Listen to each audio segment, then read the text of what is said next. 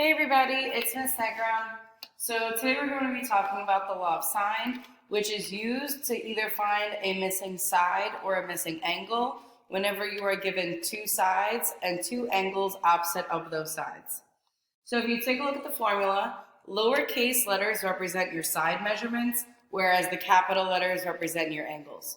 So for this formula, it's going to be A divided by sine A is equal to B divided by sine B, which is equal to C divided by sine C. And keep in mind that the variables can change depending on your scenario. So let's take a look at the first example.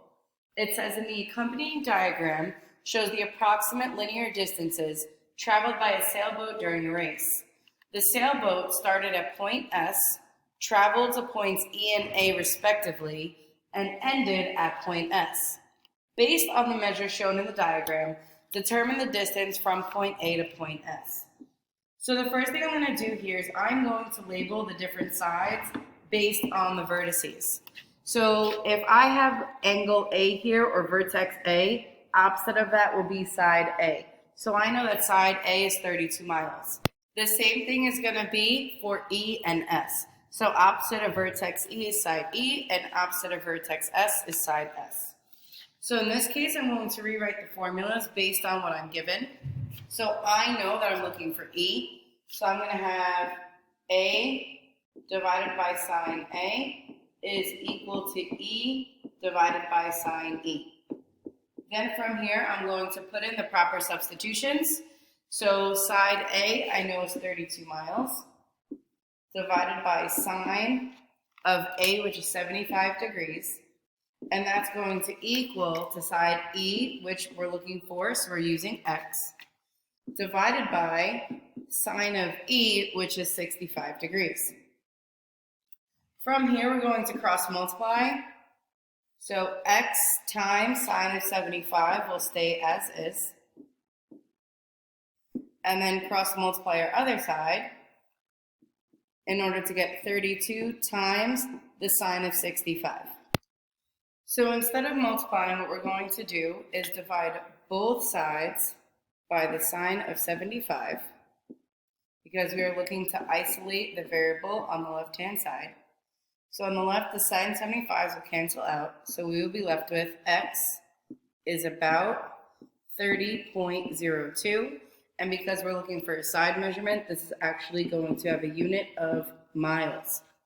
Keep in mind when you're typing this into your calculator that you want your mode to be in degrees, therefore you will get the correct answer. Okay, so moving on from here, the first question we looked at was giving us a side measurement. Now we're going to be looking for an angle measurement. So let's take a look at the second example. Example 2. Compute the value of angle C given that angle A is 51 degrees, side A is 18 units, and side C is 17 units. So we're also going to be using the law of sine here. So we have A divided by sine A, because that is what is known. And since we're looking for C, we're going to have C divided by the sine of C. So now we're going to do our substitutions. So we are going to have 18 divided by the sine of 51 degrees is equal to 17 divided by sine of C, since that's what we are looking for. From here, we're going to cross multiply.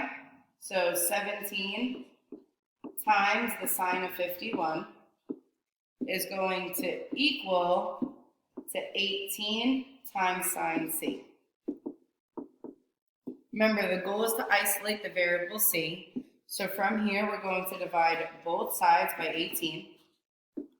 So therefore, the 18s will cancel on the right. On the left, we will be left with 17 times sine of 51 divided by 18, which will give us the sine of C. Since we want C by itself, what we have to do is take the inverse of sine. So both sides, we are going to take sine inverse, which is written as sine to the negative first power. When you do this in your calculator, you're going to press second sine and type all of that in. Once you do this on the right-hand side, your inverse sine and regular sine will cancel out. So you're left with C is about 47.22 degrees. And that is how you use the law of sine in order to find a missing angle or a missing side length. See you all soon.